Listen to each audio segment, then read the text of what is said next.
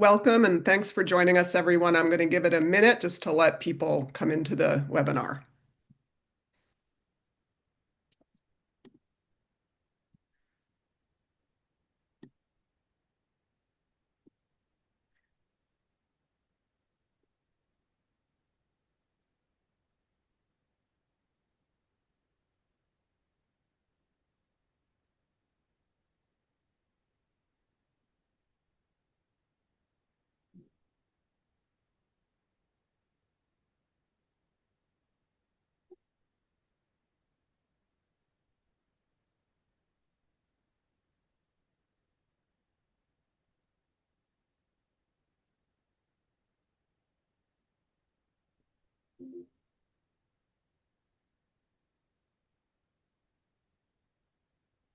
Okay, we're going to go ahead and get started. Welcome, everybody. My name is Susanna Baruch, and I'm the Executive Director of the Petrie-Flom Center for Health Law Policy, Biotechnology, and Bioethics at Harvard Law School.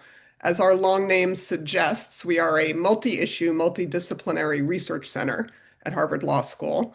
I want to first thank the stellar Petrie-Flom team, Laura Chong, Lisa Gorelick, and Erin Scott for their work behind the scenes, and the Oswald D.N. Kamen Fund at Harvard University and the Gracias Family Foundation for support for this event.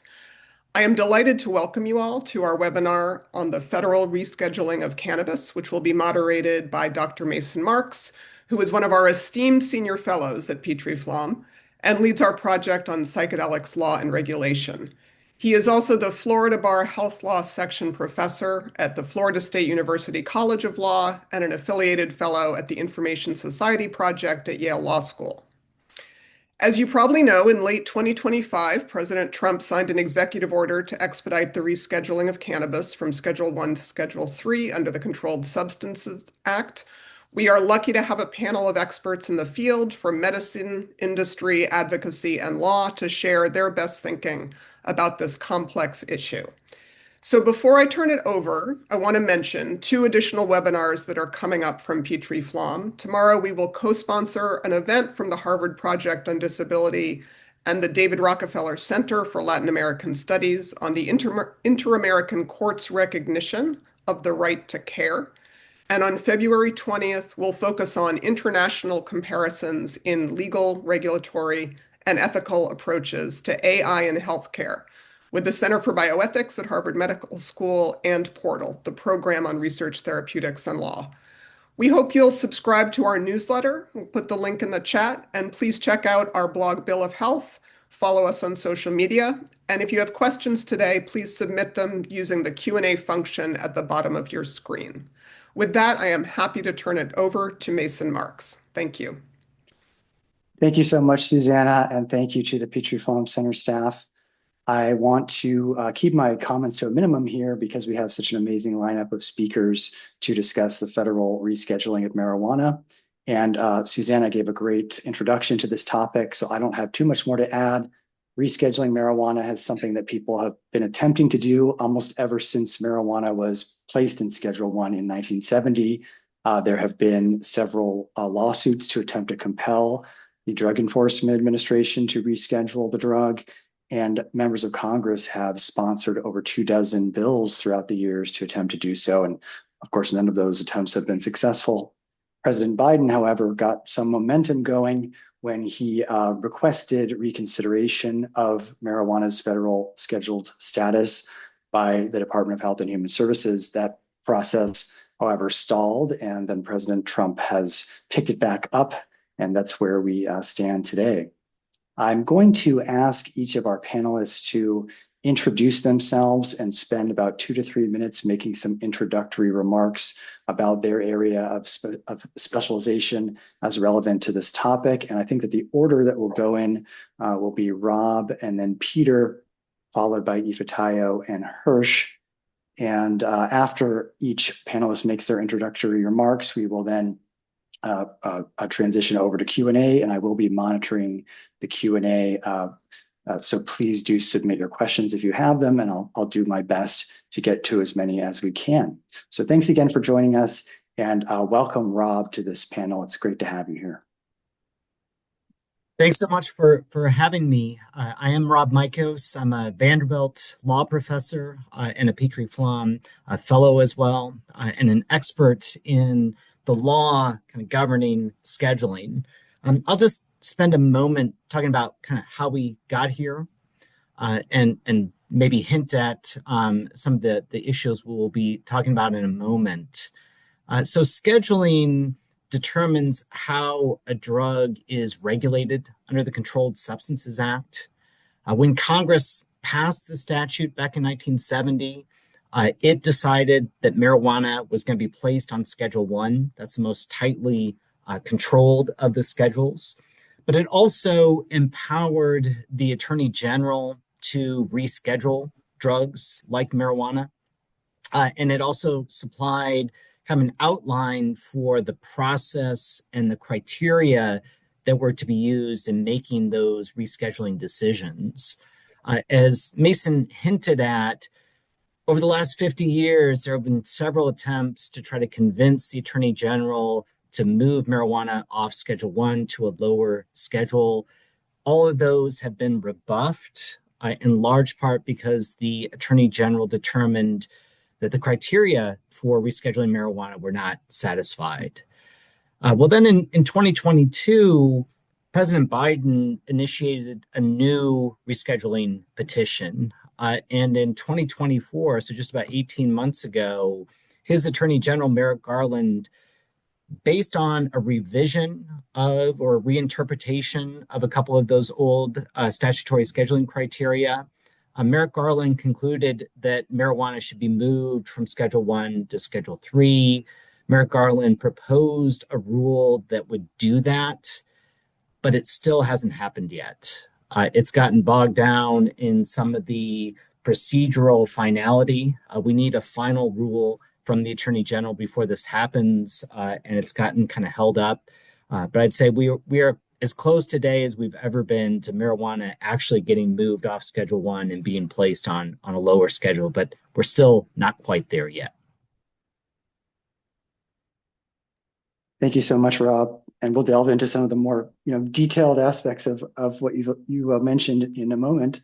Let's turn next to Peter. Welcome, Peter. Thanks for joining us. Hi, thank you so much for having me. I'm Dr. Peter Grinspoon. I'm a primary care doctor at Mass General Hospital, an instructor in medicine at Harvard Medical School. I'm addiction certified, and I've been treating patients with medical cannabis for about a quarter of a century, and it's been really, really effective. I mean, cannabis has some harms, which we're going to discuss, some of them quite serious. I personally believe they can be addressed through education and regulation, not through criminalization, and it has a lot of pretty amazing benefits. If we have time, I could talk about what we accomplish in clinic, but more and more doctors are getting on board with medical cannabis, and more doctors, frankly, are referring patients to me. It's really amazing to me that we're debating. I mean, I'm happy that cannabis is being rescheduled. That constitutes less stigma, better research, less stigma for patients, and an admission by the US government that cannabis is a medicine. Cannabis has always been a medicine. It's been a medicine for 5,000 years, and it was a medicine in this country, very popular before it was criminalized in 1937. But just to put this all in context, it is pretty amazing from the point of view of a clinician, a primary care doctor, an addiction specialist, that we're talking about rescheduling when tobacco, as everybody knows, kills 500,000 people a year. Alcohol kills 178,000 people a year. And neither of them have any medical benefit, and they're both descheduled. It's really just an artifact of the war on drugs. The cannabis is scheduled at all. It was really a mistake to put it, in my humble opinion, in Schedule 1. And I think that, again, it's a step in the right direction, making it Schedule 3. But just for context, it's a lot safer and in many cases more effective than many of the medications that I use on a daily basis that are far less restricted. So I'm really looking forward to today's conversation. Thanks. Thank you, Peter. We'll next turn to Ifetayo. Welcome. And could you say a little bit about yourself and make some introductory remarks? Sure. Thank you for having me. Hi, everyone. My name is Ifetayo Harvey. I'm the founder and executive director of the People of Color Psychedelic Collective. We are a 501c3 nonprofit that does education and community building for people of color interested in psychedelics and ending the war on drugs. So a lot of my background pertains to psychedelics and all the cultural and sociological issues related to psychedelics. But I got into this work 12 years ago as an intern at the Drug Policy Alliance, where I shared my story of growing up with my father in prison and also experiencing deportation. So a lot of my work is focused on the racialized and class experience of the war on drugs and how that disproportionately affects Black people. And so I guess to sum up my introduction is I think that the initiative to reschedule cannabis to Schedule 3 is a dollar short and a day late. And I'm looking forward to getting into that more in this discussion. Thank you, Ifetayo. We will turn next to Hirsh. Welcome to our panel. Thank you, Mason. Hey, everyone. My name is Hirsh Jain. I graduated from Harvard Law School about 15 years ago in 2012. And I just want to say it was at Harvard that I first developed an interest in drug policy, studying the real world impacts of cannabis criminalization under extraordinary professors like Charles Ogletree and Lonnie Guinair. So, it's very meaningful to me personally to be participating in today's discussion. I've worked in the cannabis industry for nearly a decade through my firm, Ananda Strategy, which is a business advisory firm that works with operators across most of the 24 adult use states that have programs and many of the 40 states that have medical programs. And we work with cannabis operators and advise them on matters, ranging from licensing to legislative change strategy to regulatory compliance and market expansion. And, to provide some brief remarks on my area of expertise, namely what rescheduling would mean for state industries and licensed businesses, I think I'll just make a couple of quick, simple points that we can dive into later. The first point is that rescheduling would have one immediate and clear economic impact for state licensed cannabis businesses, and that would be the elimination of 280E. And I think many folks on this call know that that's the provision of the tax code that prevents cannabis companies from claiming ordinary tax deductions. And I think the reason why this should matter to everyone on the call is that 280E inflates the price of legal cannabis and is part of the reason why so many cannabis consumers, even in states where cannabis is legal, patronize the illicit market. So that's the first point. That would be the immediate impact of rescheduling. And then the second, another point that I'll make is I think there are a series of impacts of rescheduling that are properly understood as catalytic rather than immediate, meaning the day after Schedule 3 is finalized, these things won't change. But through the lens of 6 months or a year or 2 years, they could change pretty dramatically. And just the 4 items that I would enumerate as catalytic changes are banking access, state level reform, federal reform, and the international landscape. So again, just to quickly summarize, rescheduling won't change banking access overnight. It won't lead more states to legalize overnight. It won't change federal policy overnight and won't change the international landscape overnight, but it will slowly induce changes in all of those areas. And I think that will be one of the most beneficial aspects of rescheduling. So thank you. Thank you. We have a couple great questions in the Q&A that I'll get to, so please keep those coming.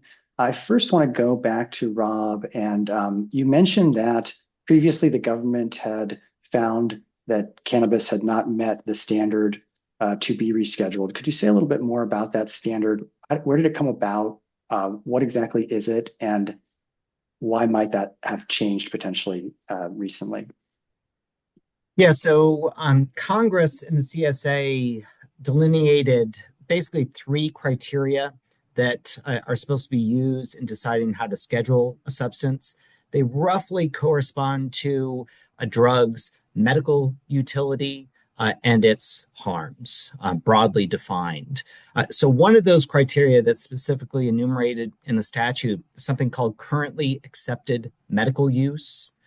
And for a long time, really the first 50 years of the CSA, both the DEA and HHS, Health and Human Services, these 2 key federal agencies that advise the Attorney General on scheduling, they both interpreted currently accepted medical use to be the same thing as approval under the Food, Drug, and Cosmetic Act.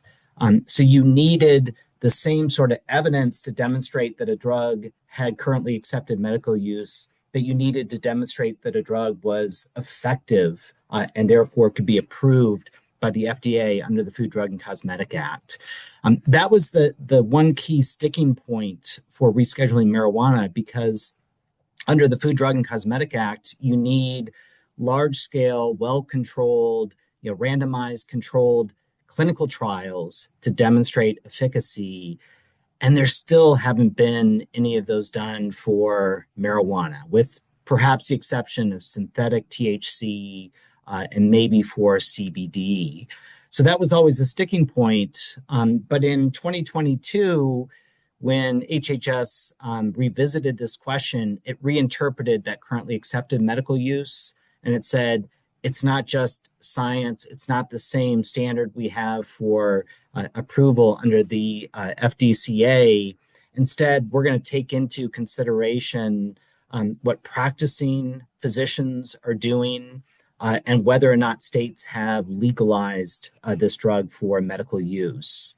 And on the basis of that, it concluded, hey, there's almost 40 states that have legalized medical use of marijuana, and you've got more than 30,000 physicians who are recommending it to millions of patients.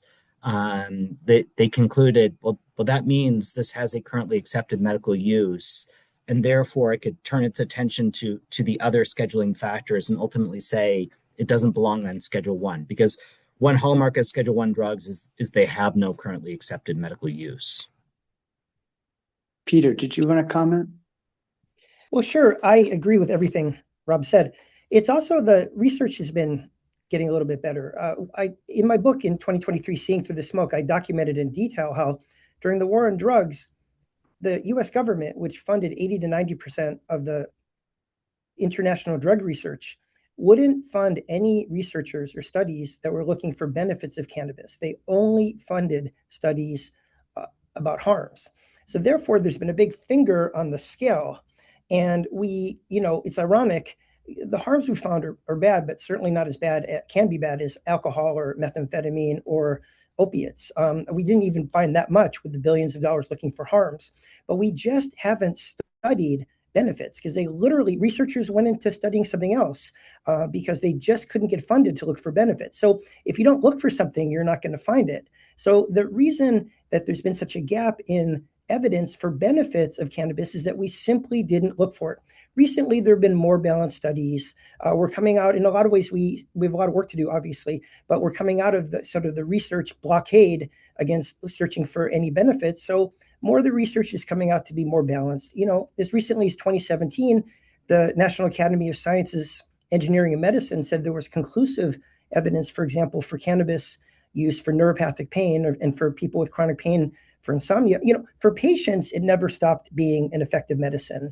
But it's just a question of the gatekeepers at NIDA and then a certain group of very conservative physicians that are not letting the knowledge spread that it's been a very effective medication. But as I mentioned before, more and more physicians are on board with it. 93% of Americans are in favor of legal access to medical marijuana. So this just isn't a controversial thing. And to me, it's just a little bit amazing at how long it's taken for the government to catch up with all of this. But again, I agree with what Ifetayo said about we're a day late and a dollar short. I think this is definitely a step in the right direction. And again, patients are now going to get the message that cannabis is medicine and you could use it without feeling bad, without feeling ashamed, and without feeling like there's something wrong with you. Let me go to an audience question that I think is particularly appropriate right now to clarify what exactly are the next steps for rescheduling. And it's good to point out that rescheduling has not actually occurred. So we're kind of in the middle of the process right now. So maybe let me go back to Rob quickly on this. Where are we and what exactly happens next? And is this a foregone conclusion that this will be completed, or where would you put the odds if you had to place a bet?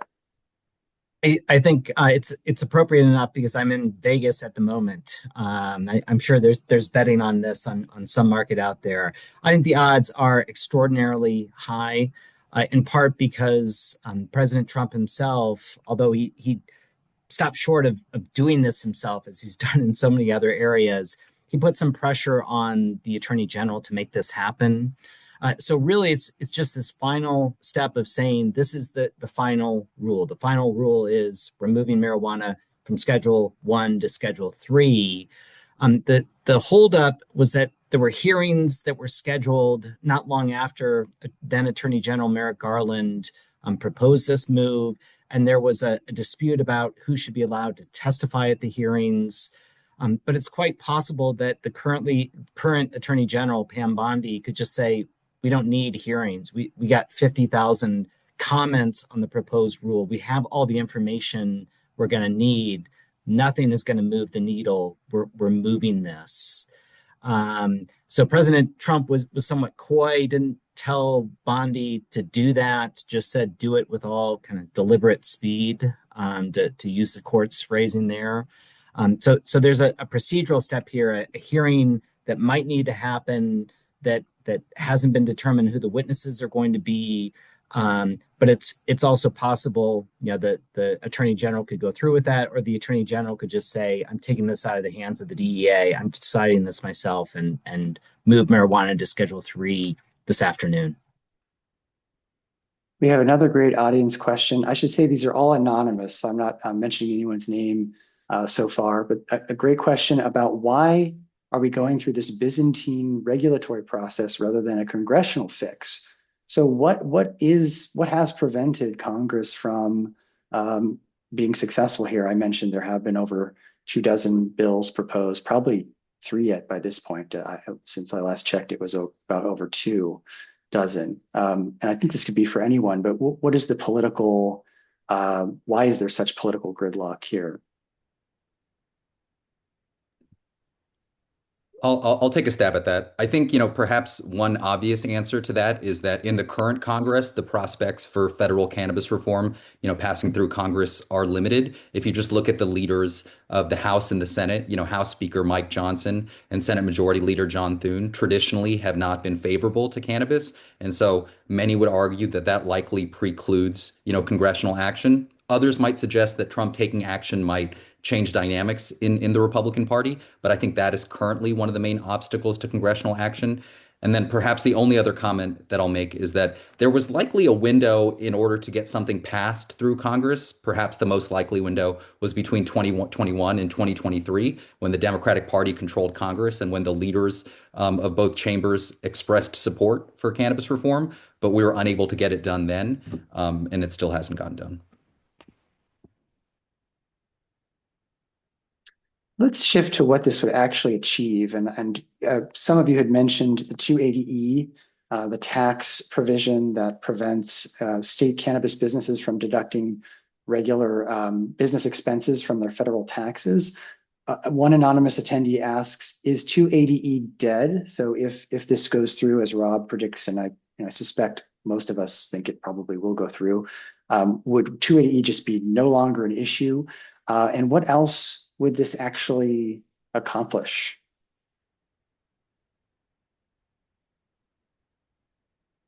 I'll put you on the spot, Rob.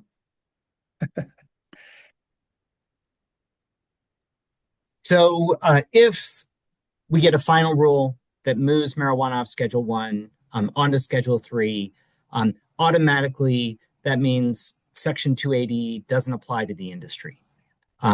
Because Section 280 specifically references only drugs that are Schedule 1, Schedule 2, doesn't apply to any drugs on other schedules. So whether you're a state licensed marijuana provider or you're a street dealer, doesn't make a difference. You won't have to worry about the IRS or at least Section 280E anymore. That is the only guaranteed benefit of rescheduling. I think the other benefits, Hirsh had mentioned some possibilities here, like banking and so on. But it's important to remember that it doesn't really automatically legalize the sale of marijuana. Because for one thing, Schedule 3 drugs are still heavily regulated under the CSA. You need, for example, a license from the DEA to handle those drugs. So ketamine is a Schedule 3 drug. It's not like I can go in my basement and just start manufacturing ketamine and selling that on the street. There's a lot of legal niceties I have to comply with to do that. The other concern is that Food, Drug, and Cosmetic Act. The HHS, even though it said, yeah, marijuana has a currently accepted medical use under the CSA, it was emphatic in saying we are not approving marijuana as a drug. So even if you can comply with all the nuances of the CSA, get your necessary licenses, track your product as required by the DEA, everybody who's selling marijuana is still going to be violating that Food, Drug, and Cosmetic Act because you're not allowed to sell an unapproved drug as a medicine.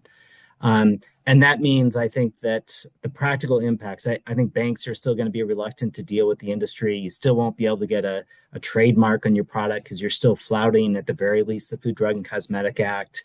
So it's a nice tax break. It might have some benefits for research, although Congress passed a statute a couple of years ago, the Medical Marijuana and Cannabidiol Research Expansion Act, that already relaxed some of those controls that Peter mentioned that impaired research in the past. So practically speaking, I think it's a tax break for companies in this industry, and maybe symbolic benefits to it, but not many other practical benefits.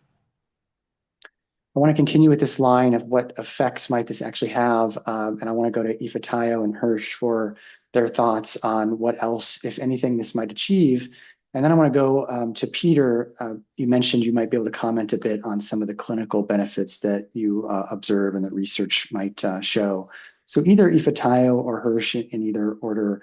And I'll throw in a question from an anonymous commenter about what is the potential impact of rescheduling on state social equity programs, but what other potential effects might there be, if any? Yes, so I would echo what others have said around research and the tax benefits. But I think that one of the more, I guess, less tangible benefits is the conversation shifting and maybe momentum building around people recognizing that we need to do more than just reschedule. At least that's a benefit that I hope happens. And in terms of the state equity programs, I think that rescheduling, if anything, will cause more disharmony between a lot of the state programs and the state of federal cannabis law. So I think we've seen a lot of the state equity programs kind of flounder or fail or just not measure up to what they were intended to do. And with rescheduling 3, I don't think it's going to help the state equity programs too much. Thank you. Hirsh, any thoughts on any other possible effects or your thoughts on what's been discussed so far? Sure. I'll share thoughts on 3 impacts. One, 280E, second on banking, and third, what Ifetayo just mentioned regarding equity programs. So on 280E, I would just echo all of the comments that Rob made about 280E's elimination. I think one interesting question is where those 280E savings might go. The traditional interpretation is that this would make cannabis companies significantly more profitable, and it might, but some of those 280E savings, for instance, might be passed on to consumers in the forms of lower prices. Or, the 280E elimination might lead to better wages for workers. Traditionally, the cannabis industry has had a huge problem with retention because those wages are not tax deductible. So it'll be interesting to monitor where those 280E savings flow throughout the ecosystem. Secondly, on banking, I want to echo what Rob said once again. Cannabis will remain federally illegal. And so, rescheduling wouldn't solve banking challenges overnight. To put kind of a fine point on it, there are about 12,000 banks and credit unions in the United States. About 5% of them, so about 600 of them, work with cannabis companies in some capacity, and only a couple hundred of them have meaningful relationships with cannabis companies. So right now, the universe of banks that will work with cannabis operators is quite small. Rescheduling won't solve that overnight, but it may incrementally lead some banks to become more comfortable working with cannabis companies. Another interesting thing to monitor. And then the third and final comment I'll make is I'll just kind of echo what Ifetayo was saying about how equity programs have not lived up to their their promise. And for folks on the call who don't know, these are programs that sought to give priority licensing to people that were negatively impacted by cannabis criminalization to allow them to participate in the economic benefits of a legal cannabis economy. And I'll just make perhaps the rather obvious point that 280E and high levels of taxation are incompatible with those social equity goals. So we've had many states that have, given a great lip service to the idea of redistributive justice and equity, but when the business itself is not economically sustainable, when it defies the economic laws of gravity through high tax policy via 280E or at the state level, it makes it very difficult for this to actually be a sustainable enterprise for people, and thus, kind of difficult to be a meaningful form of economic empowerment. And so I think we should look at tax policy through that equity lens if we're actually serious about those equity goals. Thank you. I want to turn next to Peter. And before I do, I just want to throw in a couple questions for you to consider just from our audience. One audience member asks, in California, the system of doctors is in quotes, giving medical marijuana cards to people under 21 seems like a money-making scam rather than real doctors actually caring for patients. Can you please speak to this? That's not specifically addressed to you, Peter. You don't feel obligated to take that. And then a second from an anonymous attendee, not implying that rescheduling is a step in the wrong direction, but does rescheduling of marijuana call for more aggressive public awareness education on the public harms or potential harms of recreational use of marijuana, especially for adolescents? Well, first of all, absolutely. We need a lot better education about potential harms and safer ways to use it. As a medical doctor, I don't recommend that people smoke it. They take a tincture or a gummy. You keep the doses low. You add some CBD. You just don't go for the highest dose of THC that you can find. There are ways to make any drug use and any medical use safer or less safe. So certainly, and teenagers are more susceptible. I don't recommend that teenagers use cannabis except under certain conditions. They're dying of cancer. They could use cannabis. But certainly we need to educate teenagers. We say to teenagers, not just say no, because that didn't work at all, but just say wait. We find it incredibly helpful treating people with cannabis. The most common things are probably anxiety, insomnia, chronic pain, chemotherapy-induced nausea and vomiting, and spasticity associated with multiple sclerosis. Interestingly, one of the things of the war on drugs that turns out to have been wholly fabricated is that cannabis was a gateway to harder drugs. You take a puff of cannabis, and then 5 years later, you're strung out on heroin. Interestingly, in my addiction clinic and in my work as a primary care doctor, I'm finding it helpful to get people to lower doses of their opiates or to get off opiates, and it's helping some people get off of alcohol. And you look at studies and people that use cannabis for diseases such as fibromyalgia, they end up using fewer benzodiazepines as well. Cannabis, again, isn't free of harms, and we could go through the harms. I could go through the harms for days. But the fact is, there are millions to tens of millions of medical cannabis users in this country. And most of them use it with good benefit. And if you listen to the prohibitionists, you get the sense that like most people that use cannabis have a bad reaction to it. They get hyperemesis or psychosis or addiction. And the fact is that like most of the other medications we use, most people do really, really well with cannabis. And it's the minority of people that have side effects. If you look at aspirin and you focused on the side effects, it causes ulcers and heart attacks and bleeding, and you didn't factor in the fact that most people who use it have fewer strokes and fewer heart attacks, you'd think that aspirin is a horrible drug. So I just think there's been, again, I hate to keep mentioning this, but we're really coming to this in the context of a 70-year war on drugs, where there's just been complete propaganda from the government and unfortunately from many of the doctors on cannabis. And we're just coming out of that. And we have to factor this in and just understand the context that many people are using cannabis really successfully, and they're using it with less reliance on more traditional pharmaceuticals such as opiates or even the non-steroidals, which can give you ulcers and hurt your kidneys. So overall, it's a really successful example of harm reduction. And again, I just think it's really important to keep that in context. Let me ask you a quick follow-up, Peter. An anonymous attendee asks, can you focus on what this change in policy means for patients? They are accessing a non-FDA approved form of cannabis today.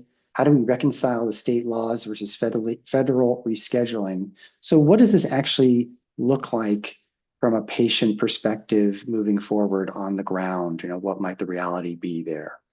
Well, ironically, if the things that Hirsh talked about are catalyzed, like we get safe banking and then it costs less, that could really help patients because we waste a lot of money with the 280E tax problems. I had one patient that I got off of Percocet, which can kill you, and I got off of Valium, highly addictive, and they ended up on medical marijuana. And then 2 months later, they were back on the Percocet and they were back on the Valium. And I'm like, what happened? You were doing great. And they were like, on Mass Health, the Percocet cost me $1 a month. And the Valium cost me $1 a month, and the medical cannabis cost me $100 a month. I just couldn't afford it. So I'm hoping Schedule 3 will also help some of the insurers eventually, as Hirsh would say, catalyzed to start paying for some of these things, because it's very difficult for older patients, which is the greatest, most rapidly growing demographic of people using medical cannabis, for veterans, for people on a fixed income, for them to afford it. And then finally, I think the research is going to get better. I would go a little bit further than Rob would go, because I think at least one thing I read is that the researchers are now going to have less of a hard time researching the actual cannabis that patients are actually using. It's really ironic. Under Schedule 1, I could drive 5 minutes and buy this beautiful cannabis, but if I were a researcher, I just have to get it from the government, and they sell the worst cannabis that doesn't really resemble what people are using. So I think patients are going to benefit from decreased stigma, decreased price, better research. And then I think it's also going to destigmatize it. A lot of doctors are sort of on the fence about it. They've heard negative things about it. Their patients all say positive things about it. It's still illegal federally. You could get in trouble if you prescribe it, but nobody does get in trouble. A lot of doctors are sort of confused about it. And I think this is just one brick of the edifice that's going to make it easier for doctors and patients to have open and honest conversations about it, which improves the safety for everything. Thank you for that. Let me go back to Ifetayo and ask you, you've done work in drug policy more broadly beyond marijuana. How do you see this potential policy shift affecting the drug policy landscape more broadly?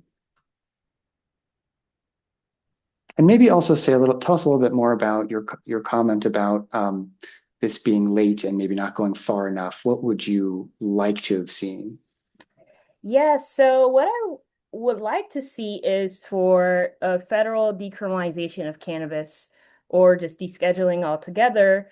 I think someone said this earlier, there have been many attempts to reschedule cannabis for decades. And so the place we're in now, where over half the states have some kind of legal or medical cannabis program, it seems really incongruent with the reality for most Americans to just reschedule, and it's just insufficient for where we are today. I think it also, rescheduling doesn't address the harms that cannabis prohibition has had, particularly on Black communities, Latino communities, poor working class communities.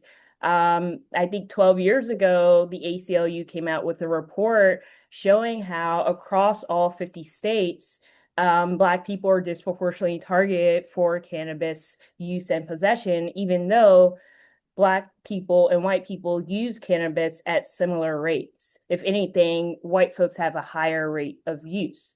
So rescheduling doesn't really address the harms that have happened, doesn't address the thousands of people who've gone to prison, or people who have, just had their lives destroyed, whether it be losing public benefits, getting kicked out of college because you lost a scholarship.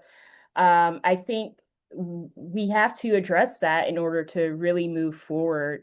And in terms of the broader drug policy reform conversation, cannabis has been kind of that leading substance for the rest of the other drugs, or it's kind of been treated that way. And I hope that this rescheduling kind of opens people's eyes to see how drug criminalization does not help anyone. It doesn't actually curb drug use. It doesn't curb overdose deaths or anything like that. Even though that is a lot of law enforcement's purported goals in making these laws, the outcomes don't match. what their intentions are. And so I hope that this, again, just creates more momentum in the states for people to push for decriminalization. Like we saw in Oregon, even though, that law was rescinded, I hope that more states and more jurisdictions just attempt to push for decrim. Let's focus in on the states a little bit more. And we have a question from Deepak Anand about what happens after scheduling. And I think I'll direct this toward you, Hirsh, and then maybe Rob, if you're interested in following up. Post-scheduling, does the FDA regulate companies that produce this drug? So will marijuana manufacturers in the states and dispensaries be regulated by the FDA? And then let me add one more question. This is from Tim. If and when reclassification happens, can we expect state-regulated compliant companies to stay in place, or is there a possibility federal government will take control and regulate through federal regulations? On the FDA question, I might defer to Rob, having the true legal expertise. If you don't mind, Rob, I think you'd be in the best position to give an answer there. Sure. I think the DEA would regulate these companies because, as I mentioned, under the CSA, you need a DEA license to handle any controlled substance, whether it's Schedule 2, Schedule 3, Schedule 4, and so on. Just to give you an idea, though, of how complicated that task is going to be, I think right now there are about 2,000 companies total that have been licensed by the DEA to handle controlled substances. You've got probably 12,000 companies that are licensed by states to sell cannabis. So every one of those companies would have to petition the DEA for a license to handle cannabis going forward just to comply with the CSA. And the DEA would have to promulgate rules about how you track your product and so on. I don't think the FDA will play any more of a role than it does today. Right now, if you're a company that's licensed by a state, for example, and you go out there and you say, hey, you should be taking medical cannabis to cure or to treat your wasting syndrome. You're going to get a warning letter from the FDA saying you're making medical claims about a product that haven't been validated by us, by a product that hasn't been approved. I think that's going to be the extent of the FDA's role. It just doesn't have the capacity to do anything else. And it probably doesn't care, until the drug is approved under the Food, Drug, and Cosmetic Act. You're not allowed to sell it. Certainly not for recreational purposes or adult use, but not even for medical purposes. So there's going to be some regulation that'll happen, but it kind of seems that most of that regulation is actually going to be by the DEA until the day when the FDA actually approves marijuana in some form. I think it's just going to continue doing what it's been doing.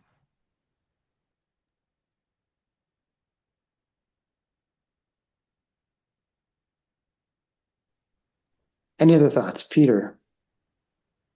I just saw you unmuted, so I thought maybe you wanted to chime in. No. I mean, it's just interesting. It does help with wasting syndrome. The FDA approved Marinol in 1989, synthetic THC, to help with that. But it's interesting. There are some claims that the cannabis proponents make that are not true. That I hope the DEA regulates them. Cannabis cures cancer. Cannabis cures COVID, and they're just a big area where we know that it helps. A modest area that we know that it doesn't help, and there's this very big gray zone just because there hasn't been the research. And I hope the DEA goes after the really spurious claims, but doesn't really go after the claims where like most people think it works, and we have a good amount of research, but it's not definitive. I just think this is going to be a work in progress. It's amazing how much about this we don't know, despite this like panel of like these people. All of us know almost probably as much as many other people do about this, but it's amazing how much we don't know about what's going to happen with the rescheduling. But I just hope the DEA has not been the most permissive or helpful about medical cannabis. I don't think a lot of them really believe in it. So it makes me a little bit worried if they're going to be the ones who are regulating it.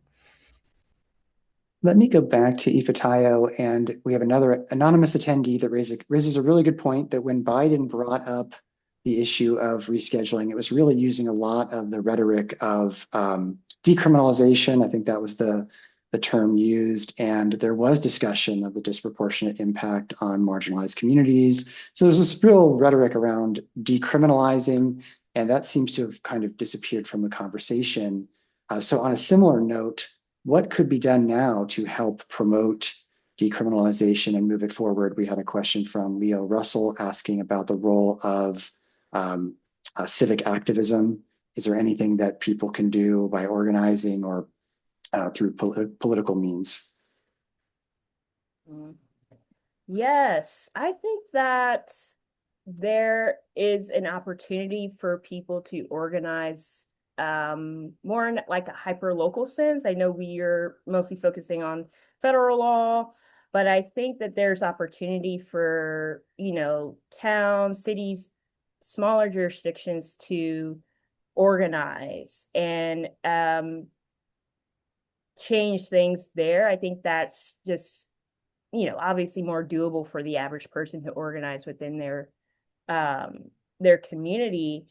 And there are places where, you can start a petition to get something on the ballot. I think organizing is great. And I think part of the issue with decriminalization, a lot of our lawmakers are just very skeptical of it.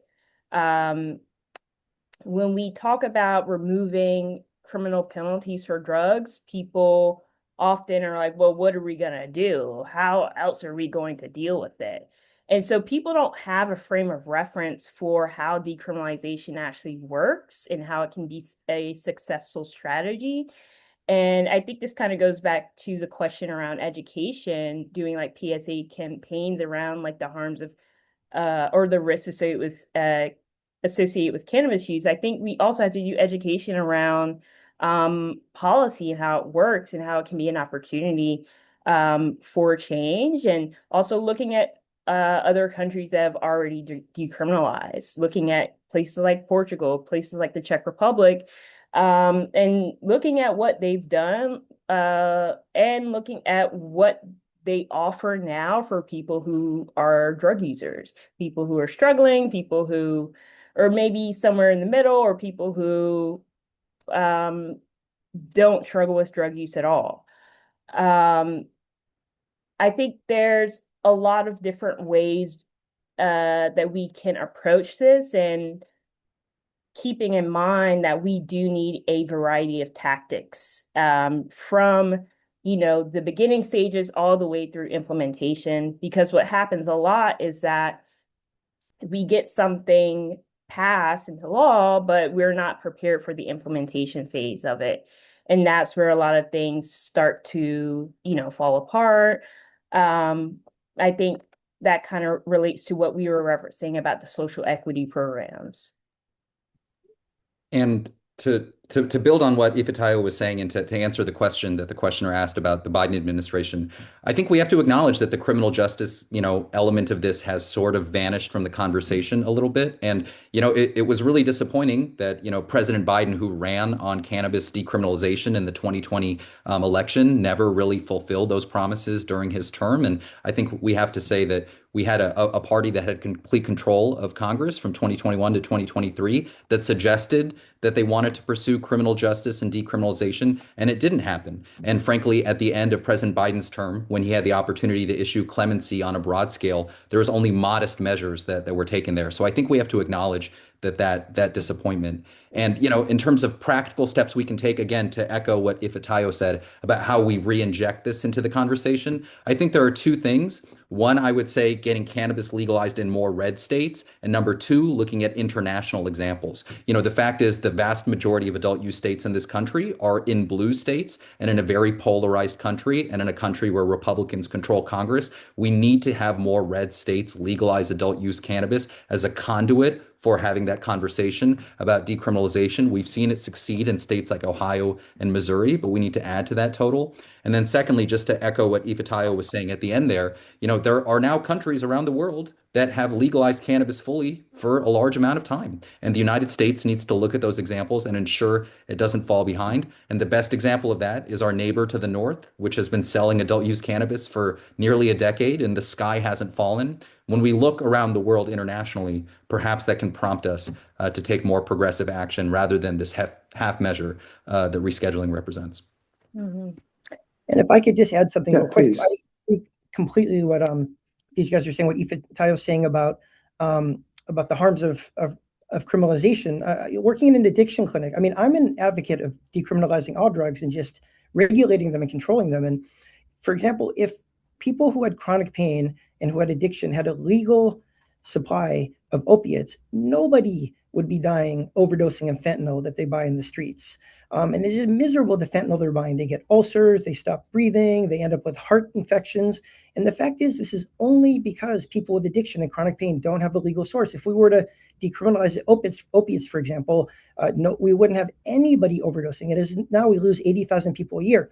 But I also wanted to make the point, the second point is like, don't underestimate the power of the prohibitionist industry. I mean, it's really, really amazing. At a time when legalization of cannabis has been sweeping over the country, there are now in November going to be 3 ballot initiatives, including Massachusetts, which, over by dead body is going to pass, but to recriminalize cannabis, to head in the wrong direction. So I just think it's a really interesting time in history where several states are, Pennsylvania, New Hampshire, trying to legalize it, and then 3 other states were voting at least to recriminalize it. So a very complicated political waters right now. And I just don't think you could say we're heading in one direction or another. I think we all have to roll up our sleeves. Mm. Yeah, and I really appreciate, Hirsh, what you said about the importance of legalizing in red states. As someone who comes from a red state, South Carolina, I know that red states also have the highest concentration of Black people in this country. And so it's not a coincidence that a lot of these red states have not legalized. So it should be a priority for us to target places where there are these huge racial disparities happening, so we can really address the legacy of the war on drugs. I want to do 2 things in the limited time we have remaining, unfortunately, is to take a step back and take a look at the international picture. A few of you have mentioned our neighbors in Europe and to the north, for example. The first is, what is the role of international drug law, these international treaties that were a source of contention during the DEA public comment period? Is one of the negative critiques of rescheduling that was submitted, that said that Mitt Romney, for example, submitted a statement saying that the treaties prevented the United States from moving marijuana from anything other than Schedule 1 or 2. And I'll point out that Canada is openly defying the drug treaties because they have fully legalized recreational marijuana, which most would agree the treaties do not allow, including Canada itself. But what do you see, if any, the international implications of this process? And then one other thing I want to throw in there a bit more locally. Peter mentioned these ballot initiatives to sort of roll back marijuana legalization. And I just want to give some voice to the critics out there. I think some of that at least may be motivated by some shortcomings seen in the legal industry. You mentioned fentanyl, adulteration, which is very frightening. But the cannabis industries also have their share of adulterated cannabis, adulterated with banned pesticides and other substances. So I just want to, in some of our last moments, comment on some of the criticisms that have been raised, compliance with international law, and is legal state marijuana really this safe, regulated product? And are some of these concerns raised in some states reasonable?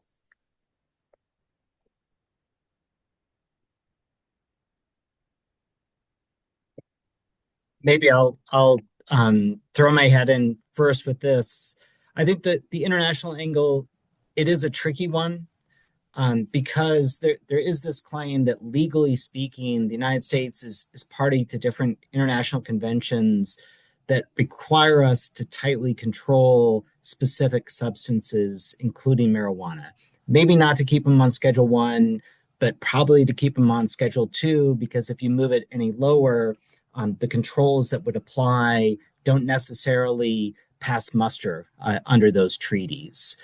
Now, there's a debate as to whether or not that's correct, whether or not we would really be in violation if we move to Schedule 3. But if we were to do something like to deschedule marijuana, to legalize it for adult use federally, that would plainly put us in violation of our obligations under these treaties. And you might say, so what? But keep in mind, right now, President Trump is very much trying to get China to cut off the spigot of fentanyl and chemicals that are coming in from that country. He's trying to get Colombia to stop sending cocaine to the United States. And I think if you go to these countries and you say, hey, we're legalizing marijuana, we don't care about our international obligations, maybe you lose some of that bargaining leverage that you would otherwise have when you go to these countries and you say, you've got to help us, you're party to these treaties, you've got to help us combat the importation of these drugs. But it's a tricky issue. Let me ask a more pointed question. Could federal rescheduling potential or perhaps some additional regulation added from the federal government improve the quality of marijuana available within the states? Is there any hope for that?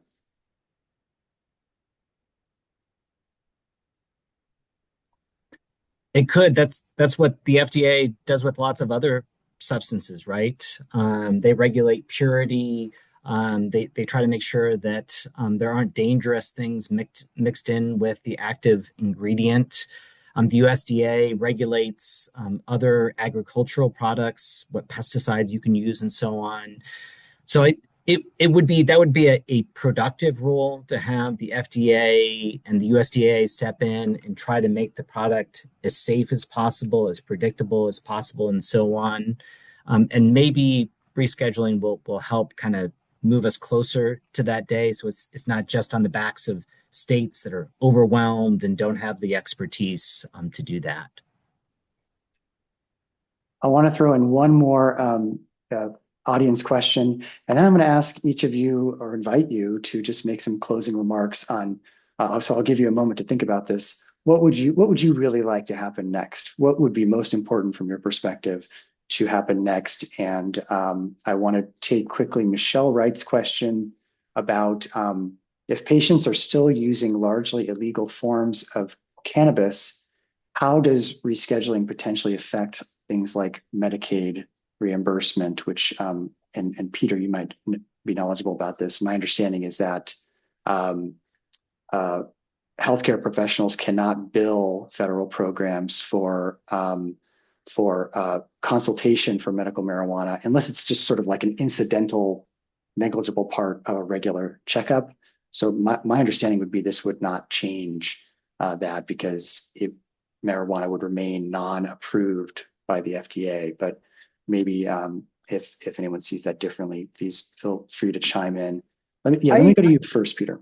I agree with that. I think it needs to be FDA approved, and ideally, well, Schedule 3 is fine. We have ketamine, we have Tylenol with codeine. I think it needs to be FDA approved for the health insurance companies, for Medicare to reimburse it, and also to reimburse the services of a physician or a nurse that is prescribing or counseling someone on medical cannabis, unless it's ancillary part of a greater discussion about chronic pain. And just to get back to the question about the lack of quality in the states, different states have better quality and different states have worse quality. And, part of the problem is that it's not federally legalized, and each state has to reinvent the wheel. And we're lucky in Massachusetts, for example, that the cannabis is pretty well regulated. And if you get 5 milligrams of THC, you're probably going to get 5 milligrams of THC is pretty well labeled, and you're not going to get pesticides and heavy metals and so forth. But the fact is, it would be so much more coherent if we had federal legalization. And the other point I wanted to make is that people criticize these lapses in the state programs. But if it's illegal 100% of the market is the illicit market, and there's no regulation and there's no control. So given that, like, say in Massachusetts, 80% of it is the illicit market, and the illicit market, the legal market is pretty good is much better than the Wild West of complete criminalized, unregulated cannabis. So overall, I would argue that it's gotten much safer, even if it's not perfect. Very quickly, Peter, just give me your thoughts, like a tweet length post about what you'd like to have happen next, whether it's from Congress or the states or FDA. Oh, I think we should legalize it federally. We should descheduleize it, and we should use all the money from law enforcement to educating people on how to use it well medically, how to use it safely recreationally, how to keep it out of the hands of teens, keep it out of the hands of pregnant women, breastfeeding women, keep it out of the hands of people with a history of psychosis. And I think if it were legal, deregulated, and we used all this money and effort on educating people, we could all be on the same page about cannabis. And this could be one less issue that divides all of us. Great. Thank you. Let's go to Hirsh. Just quickly, I would echo what Peter said about descheduling, being the goal here. I fully agree with that. And the only other comment that I'll add is that the United States has long set the global agenda on drug policy. It was the United States policy of cannabis prohibition that stamped out the cannabis plant all throughout the world. And, I have personal experience with that, coming from a family in India that had used medicinal cannabis for generations, and that tradition died during the Reagan era. So I think we have immense influence internationally. I would echo what the goals that Peter set out, but also say that those currents can ripple out across the globe. And that's what I hope happens in the coming years. Thank you. Ifetayo? Yes, I'll echo what Peter and Hirsh said, and add that in changing policy, we also have to consider the human cost of the policies, and I would like to see just more done around the need for care in our society, as it relates to drug use, trauma, pain, that kind of thing. So, yeah. Perfect. Thank you. And Rob, you get the last word. I would say we really need Congress to act, in large part because the power of administrative agencies, even somebody as powerful as the Attorney General, is pretty limited. I don't think those agencies can deliver a policy or a change that's going to be fully satisfactory to us. And it's also because marijuana, it's a weird substance. It doesn't neatly fit into the statutory frameworks that we've developed because its chemical composition varies wildly. It's the only drug, or one of those drugs that we have where it's got medical use, but it's also got lots of other uses as well. So I think it's really up to Congress to pass legislation that would deliver more satisfactory reform. Otherwise, we're just kind of nibbling around at the edges with anything that agencies can do.